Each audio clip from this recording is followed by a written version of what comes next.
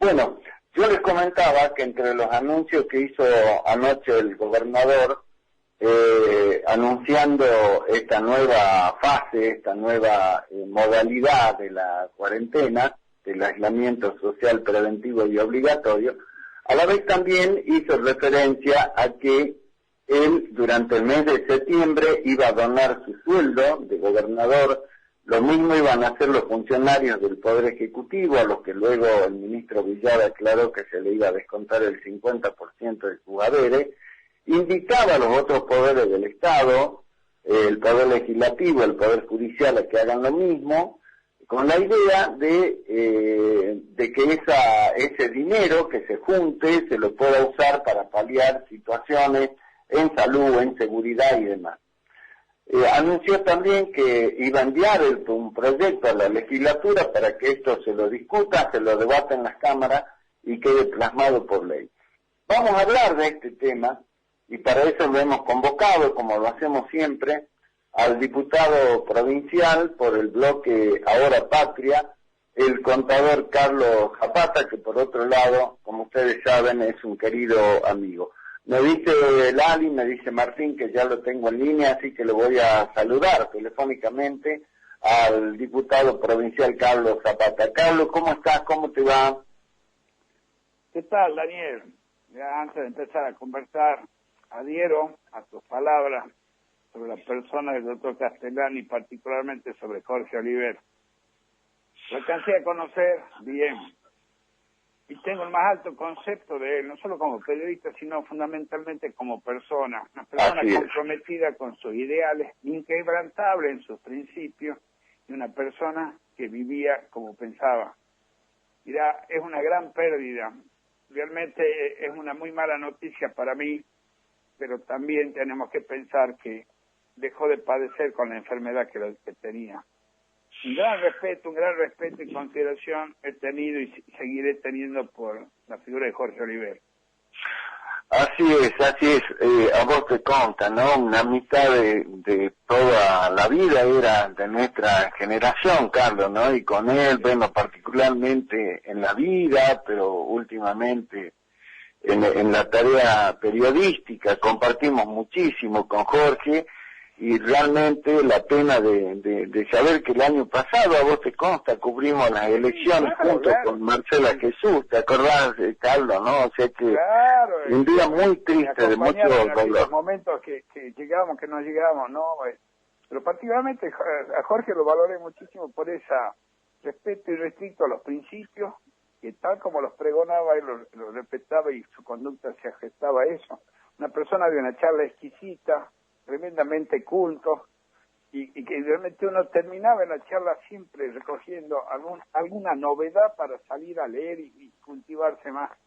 Lo vamos a extrañar a Jorge, realmente lo vamos a extrañar mucho. Por supuesto que sí, era espectacular compartir cualquier charla, pero muy especialmente cuando nos juntábamos a comer con él, cuando te invitaba a su casa, ahí en el Lencom, y pasabas unas tardes absolutamente agradables. Bueno, como digo, un intelectual, pero por sobre todo un gran tipo, Carlito. Bueno, vos también lo conociste y compartiste con él mucho. Yo lo conocía medio de lejos, pero cuando llegué a la política y frecuentar los canales de televisión, tomé mayor contacto con él y cultivamos una estrecha amistad de suma confianza, en la cual yo muchas veces he recurrido para consultarlo, preguntarle su parecer. Siempre tenía alguna palabra que ilustraba un poco el entender de uno y te despertaba una inquietud por un nuevo ángulo de análisis del problema que estabas conversando. Realmente una persona excepcional. Sí, bueno, tenía su querido programa Entre Columnas, ¿no? En el canal 2 de aire, el canal de Danielito Longarela ahí en la Rivadavia. Tantas cosas, tantos recuerdos que se vienen a la mente, pero bueno, ¿qué va a hacer? Día, como dijo Anita Zucón, un día de mierda, Carlito, perdón de la palabra, así que bueno, vamos a lo nuestro. Bueno, lo escuchaste anoche al gobernador, me imagino.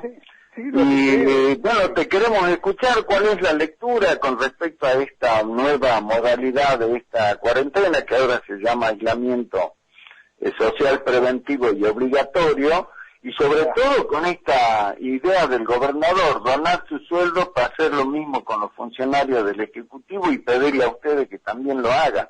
Queremos escuchar tu análisis, diputado Carlos Zapata. Particularmente a título, como generalidad te digo que me sorprendió, pero me sorprendió mal el discurso del gobernador. Él es una persona que tiene el poder decisorio sobre uno de los poderes del Estado que es unipersonal, el poder ejecutivo. Y como se dice, tiene la lapicera. La política la dispone él a través de los decretos. Nosotros establecemos las leyes y le otorgamos el presupuesto para que trate que lo cumpla, pero a su vez esta maldita modalidad que ha adoptado esta política moderna de darle superpoderes, él tiene la suma del poder de disponer el dinero. A mí me llama poderosamente la atención que haga una denuncia pública sobre amenazas sin haberlo hecho previamente ante el Ministerio Público Fiscal como corresponde. Yo quiero recalcar que es grave, gravísimo, que alguien amenace a un gobernador. Si vos ves la figura delictiva de las amenazas, tiene una pena, pero que se duplica si la amenaza está relacionada con que no hagas el trabajo que debes hacer. Y ese es el gobernador, ¿te das cuenta? Y después, bueno, una cosa que ya nos tiene acostumbrado a que no le gustan las críticas, pero vivimos en una democracia y la libertad de opinión, de expresión, de publicar las ideas, es la base de nuestro sistema. Entonces, bueno, quien gobierna se equivoca, tiene aciertos, y hay gente que coincide con su forma de ver las cosas y gente que no, y forma parte del juego, adecuar la comunicación para que todo entienda. No hace falta que se comparta, pero es importante que la gente entienda los porqués de las medidas. También recogí de ahí que me toca decidir. Pareciera que el señor gobernador jamás estudió el concepto de administración, porque el proceso administrativo está basado en decisiones. El administrador básicamente decide. El administrador tiene un dilema, tiene recursos escasos y fines alternativos, y ahí está implícito que su labor consiste en decidir. Y el proceso que debe llevar adelante empieza con la planificación, que ya hay una decisión en fijar el objetivo. Y en la planificación se elige un camino, ya hay una decisión. Cuando la siguiente etapa, que es la ejecución o la lleva adelante o la dirección, hay decisiones, porque uno puede ajustar o elegir las personas que van a llegar adelante, y todo esto empieza en el control, que también hay una decisión, y la decisión es, sigo en el camino, en función de los resultados, control o no. Entonces, no creo que sea una carga para el administrador la decisión, sino que la esencia del trabajo del administrador de la cosa pública es la decisión. Y yo creo que han tomado decisiones equivocadas.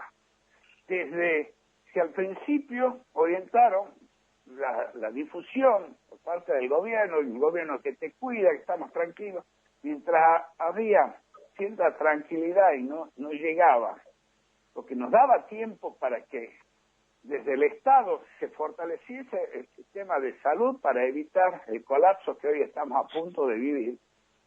Nos daban un esquema de tranquilidad en vez de utilizar ese mensaje, ese tiempo pago a través de la pauta publicitaria para concientizar el riesgo que asume la población al no seguir las indicaciones de la autoridad sanitaria, que yo la considero distinta al COE. La autoridad sanitaria, el Ministerio de Salud, el COE, es algo que va a combinar recursos, más bien administrativos, al momento de la ejecución. No se ha podido concientizar, por eso hubo los desbandes, porque quizás le dieron demasiada tranquilidad, mostrando un gobernador medio paternalista que iba a solucionar los problemas, y no era así. Acá el tema está en la conducta de los individuos que afectan la dispersión de este virus en la sociedad. Y así llegamos al colapso. ¿Y qué podemos ver a este momento? Que no hubo un plan. El que haya visto algún plan redactado, alguna lista de tareas, fijación de objetivos, no hay un plan. Lo que se puede asemejar y que uno puede interpretar como orientación al gobierno es el decreto 309/20, donde está la distribución de las partidas. Y curiosamente ese decreto dictado durante el periodo de emergencia de la pandemia, en vez de asignar y reforzar las partidas de salud, refuerza gobernación, llevando el gasto de gobernación de 800 millones de pesos a 2.200 millones de pesos, lo que equivale a un poco más de 3 cámaras de diputados, solo en gobernación, gobernador y sus asesores, que se gastan en qué, gastan en ñoqui y en propaganda. Y con esto quiero que quede claro algo.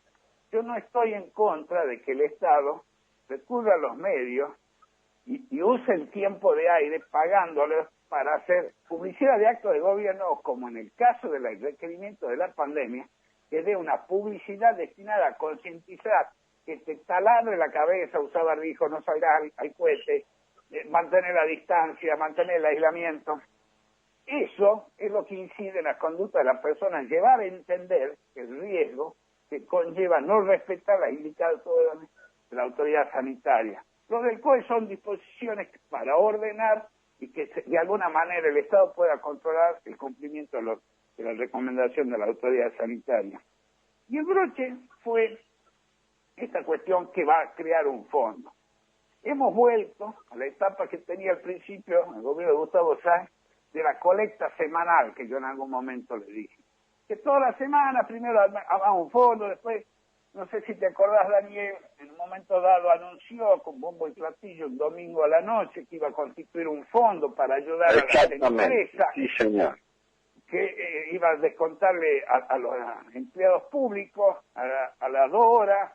Hubo una revolución en las redes sociales, volvió para atrás, dijo que iba a ser voluntario, ahí mismo anunció que iba a mandar un DNU a la legislatura, que iba a ser manejado, controlado por la oposición. Bueno, el DNU ese jamás llegó. Entonces, y por otro lado, está bien que se recurra a la solidaridad, porque en los momentos de angustia, de zozobra, siempre es bueno que esté presente la solidaridad, que es el sentimiento que nos une, para procurar que todos puedan gozar de lo que uno está gozando. No excluir a nadie del estatus que uno puede tener acceso, tratar de ayudar a sacarlo del pozo para por lo menos acercarlo a la posición que uno está viviendo. Pero él es un gobernador, él administra un Estado. Las herramientas de financiamiento del gasto se las da la Constitución, las leyes impositivas, y él decide sobre la prioridad del gasto. Lamentablemente, él no ha priorizado el gasto como corresponde, o quizás no debiera culparlo a él, sino al entorno que lo acompaña en el gobierno. Hay una persona que es el coordinador administrativo, que tiene la absoluta potestad de la distribución de la pauta y a su vez es el único que autoriza los pagos que se han de hacer. En definitiva, por la punta de la lapicera de ese señor, yo lo denomino el sultán de la pauta, salen los millones de pesos que distribuye el Estado. Y ese señor ha priorizado gastar 238 millones en propaganda, porque no ha sido publicidad, propaganda, y no destinarlo a un sistema de salud. Y ahora, ante la falta, sin rendir cuenta, ni siquiera de los recursos provinciales, tampoco de los 1.600 millones de pesos que mandó la Nación destinado a la pandemia, los 2.020 millones que mandó de ATN, todo eso no se rinde cuenta, exige un sacrificio y ahora quiere hacer otra vaquita. Hermano, Daniel, con toda confianza, y para los que nos están escuchando, él gobierna una provincia, no es el presidente de un club de barrio, ni la persona, ni la dirigente de las Damas Rosadas. Acá los problemas de financiamiento de la actividad que debe desempeñar el Estado no se soluciona haciendo una vaquita, pasando la gorra. Desde nuestro lugar como políticos, nosotros tenemos como mira la búsqueda del bien común. Imagínate si uno se va a negar a colaborar, pero no pasa por ahí. No se trata de buscar el compromiso, el acompañamiento de los diputados oficialistas de la oposición a través de un aporte dinerario que en realidad va a ser como una meada en un océano. Porque acá hay que manejar bien los recursos que da la nación y que pagan los contribuyentes para sostener la actividad del Estado. Acá no se va a solucionar nada, no es comprometer a la oposición. Desde la oposición nosotros no hemos sido destructivos para nada, hemos sido demasiado buenos, inclusive por ahí nos retan en la calle desde el primer momento.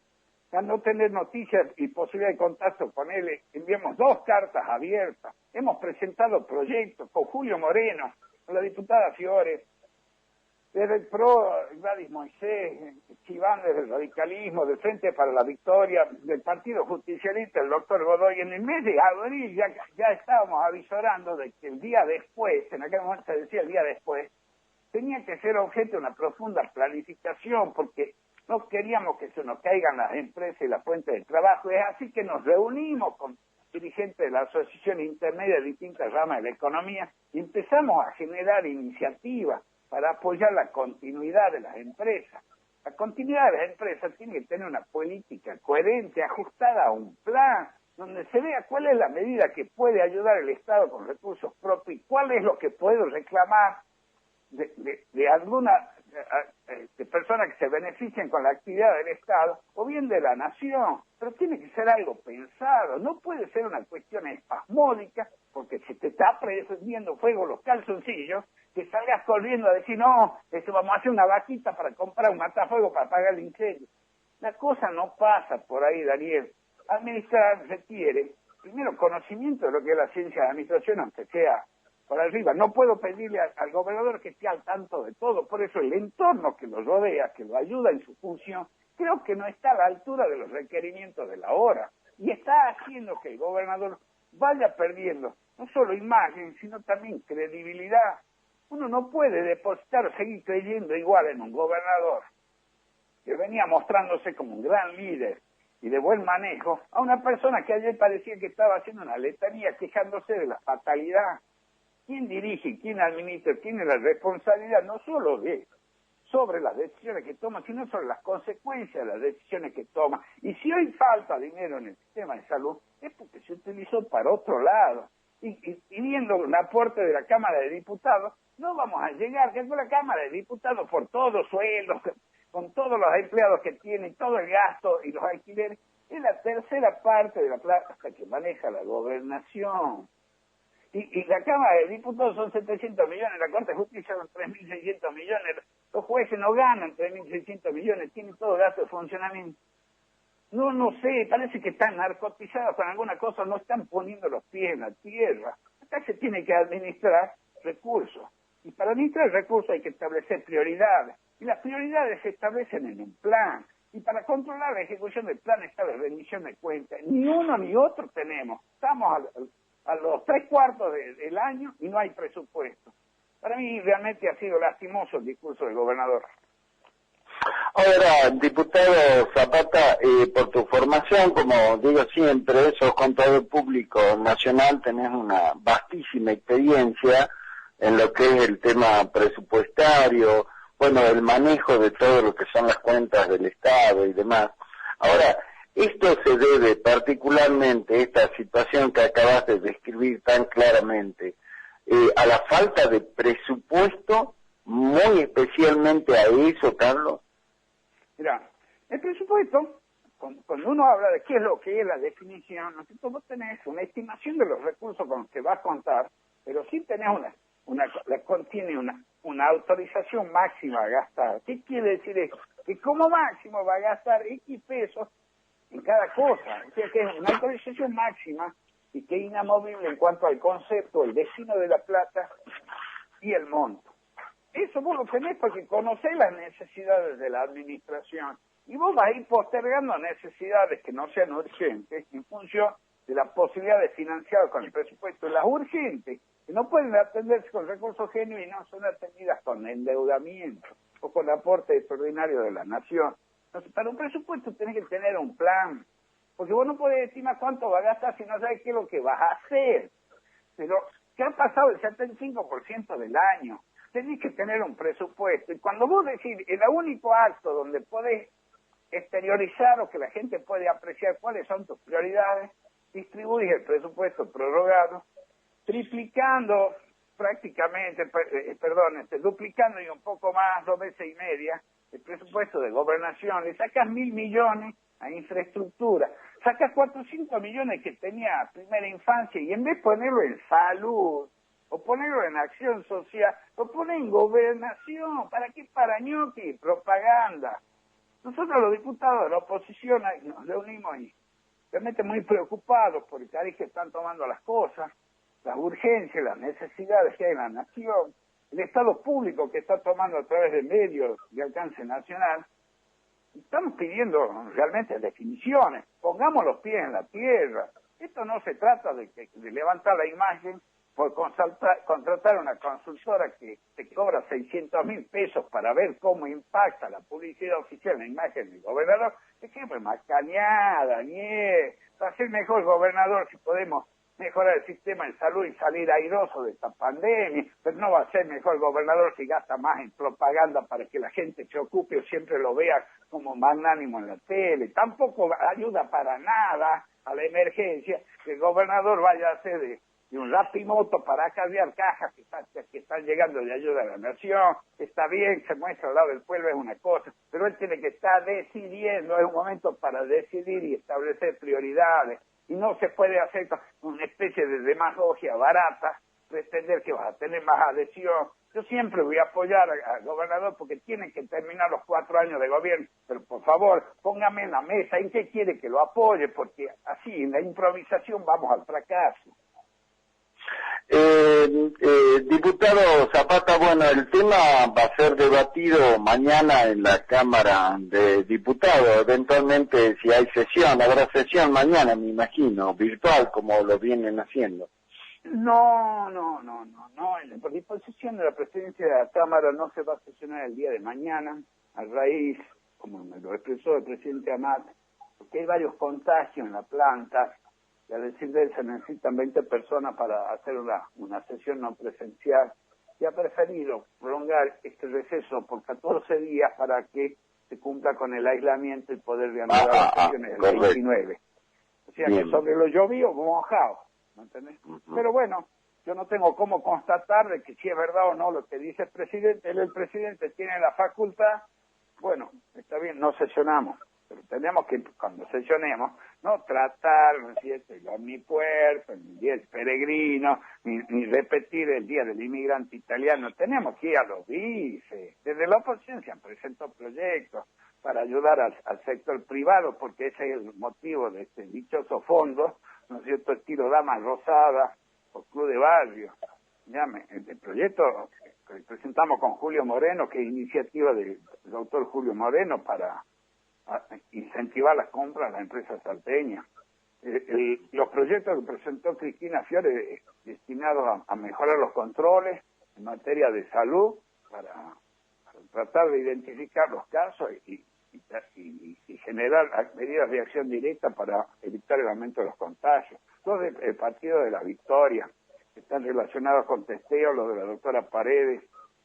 El proyecto de Lara Gross, que es un fondo de garantía para que las empresas puedan financiarse y salir adelante. El proyecto que presentamos nosotros con Cristina Fiore y con Julio Moreno para que se le otorgue el avales, que no cueste y no ocupe capacidad o dinero de la provincia. Bueno, nada de eso ha prosperado. El oficialismo estaba viviendo en una nube de flatos que le hacía pensar que eran Gardel o que era Maradona en el potrero de la esquina. Pero no es así, la realidad tarde o temprano te pega en la cara. Nosotros hemos tratado de advertir las consecuencias de la inacción desde el mes de abril. Hemos presentado proyectos para ayudar al gobernador. Hemos acompañado, sin que haya presupuesto, la toma de deuda para solucionar problemas financieros, la refinanciación y ahora la financiación del Belgrano. ¿Quién me va a venir a pedir ahora que tome deuda si no sabemos a dónde pone la plata? Lo único que vemos es que 240 millones de pesos han ido a propaganda cuando necesitábamos en salud.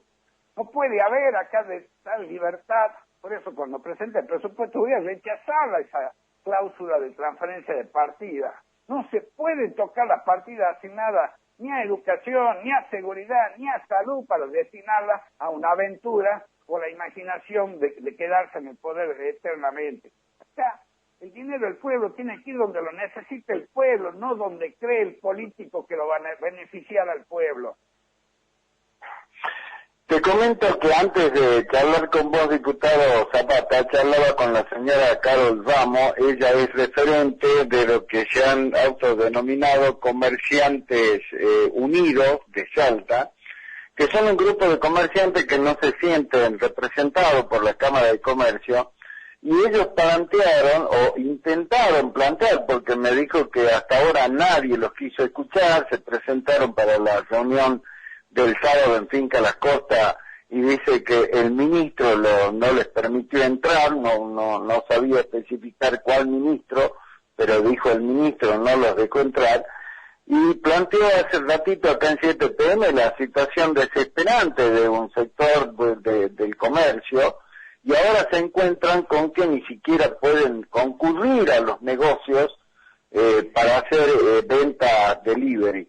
Y bueno, y plantea una situación muy, pero muy delicada del sector, algo que vos hacías referencia recién con ese proyecto que elaboraron junto con el diputado Julio Moreno, justamente para buscar herramientas financieras para poder paliar la situación.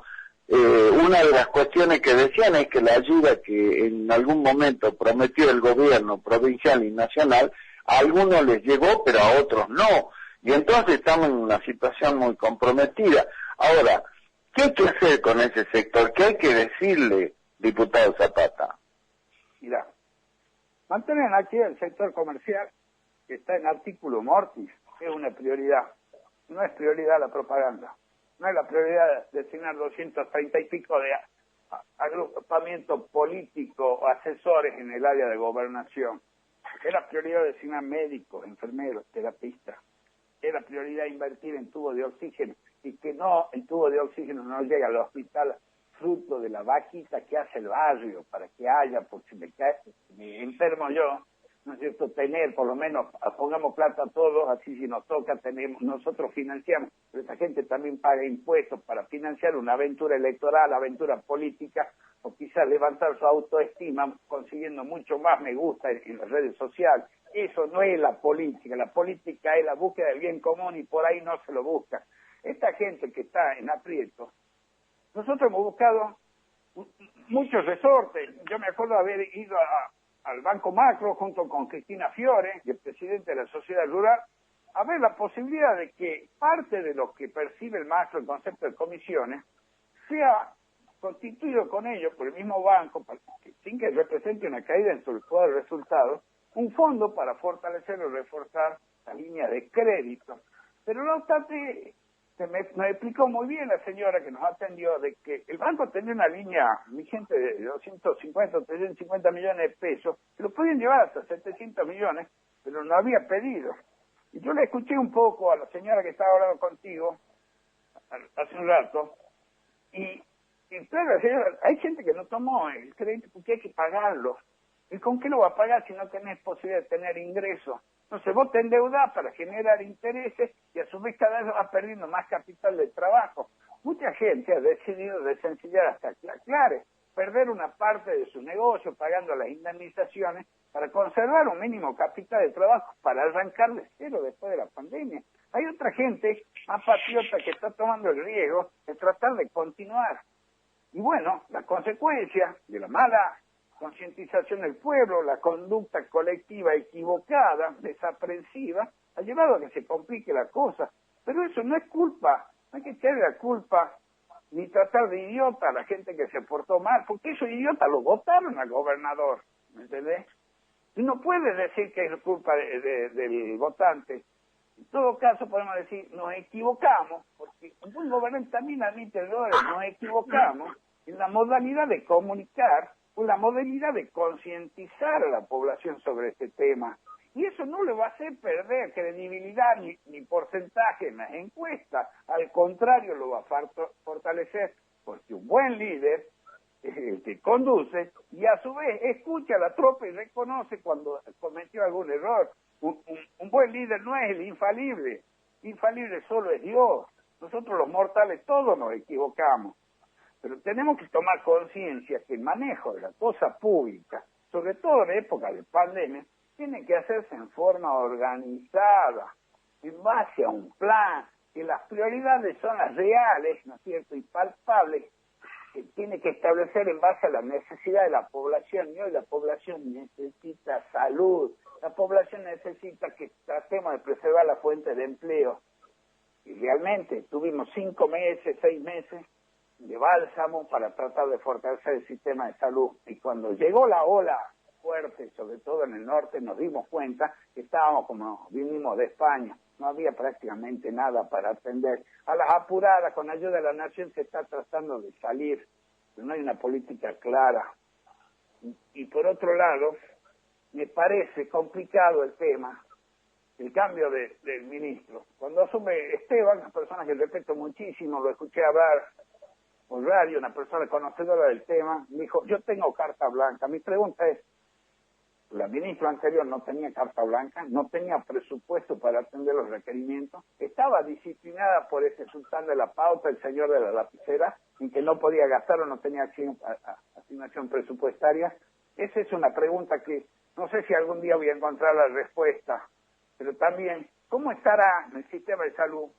Que las máximas autoridades, gente realmente preparada, como el doctor Esteban, el doctor Humacata, van a la línea de fuego y no cuentan con los elementos para proteger su salud. Y termina contagiado una persona tan, pero tan valiosa como el doctor Humacata, y en aislamiento el ministro, el doctor Esteban. Estamos mal, estamos muy mal, Daniel.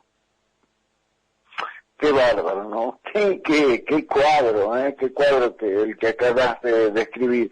Bueno, vienen ahora estos 14 días que dijo hoy el gobernador que iba a pedir autorización a Nación para que en vez de ser 21 días sean solo 14, hasta el 11 de octubre vamos a estar en esta situación.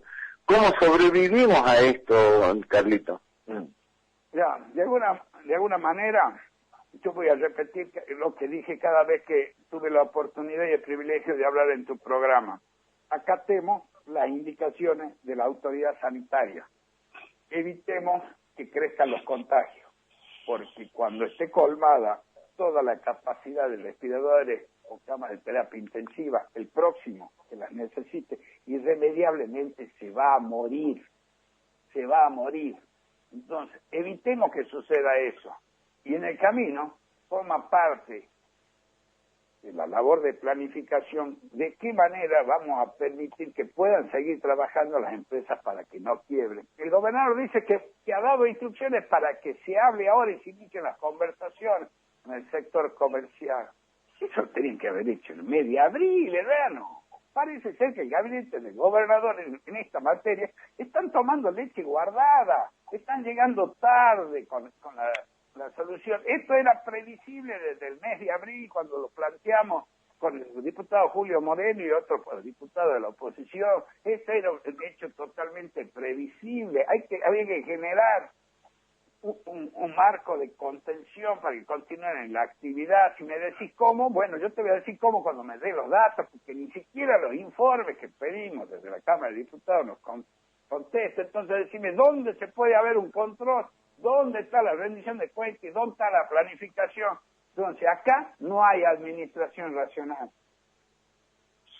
Te cuento y le cuento a la audiencia, diputado Zapata, que en el día de la fecha se registra el récord de muertes en la provincia. Son 23 los ciudadanos, los comprovincianos, salteñas que en el día de la fecha murieron. Son 23 y el total de nuevos contagios hoy llega a 265 casos. 23 muertes hoy se registra, récord absoluto desde que se inició la pandemia. El 10% de los contagiados se te muere. Y mirá, Daniel, la medida de aislamiento, en la medida que se respete, empezar a rendir frutos en la baja de la tasa de contagio dentro de 14 días. Yo espero que en estos días no vaya a aumentar, menos las muertes, y que ninguna muerte sea porque no pueda llegar a un respirador, ¿no? Porque no haya. Yo ruego a Dios que ilumine a los médicos, a los terapistas, a los enfermeros, sobre todo al pueblo de Salta, para que podamos entender la gravedad de la crisis y el grado de responsabilidad que nos cabe a nosotros como ciudadanos para tener una conducta que impida que colapse el sistema de salud. Y le pido al gobernador, direccione todo el dinero que invierte en propaganda, hágalo publicidad, publicite adecuadamente el por qué debe el ciudadano común respetar las indicaciones del área de salud. No se publicite usted, el buen resultado va a ser más que más que la publicidad que pueda pagar ahora, la propaganda que pueda tener. Un buen resultado, salir bien de esto, va a ser el mayor éxito y la gente va a saber reconocérselo. Pero por favor, hagamos algo en ese sentido. Diputado Carlos Zapata, como siempre, un gusto charlar con vos en este día tan triste, ¿no? La muerte del doctor Castellani, la embarcación y la de Jorge Oliver. Pero también, imagínate, recibir esa noticia, Jorge Oliver, ver con bronca que realmente no se administra bien, uno por ahí exacerba los ánimos. Si realmente cometí algún exceso, pido disculpas, ha sido involuntario. Pero es un día cargado de emociones y con gran tristeza por la muerte de Jorge Oliver y el doctor Castellani. Te mando un abrazo, mi querido amigo. Muchísimas gracias, Daniel. Saludos a toda tu audiencia. Dios te bendiga.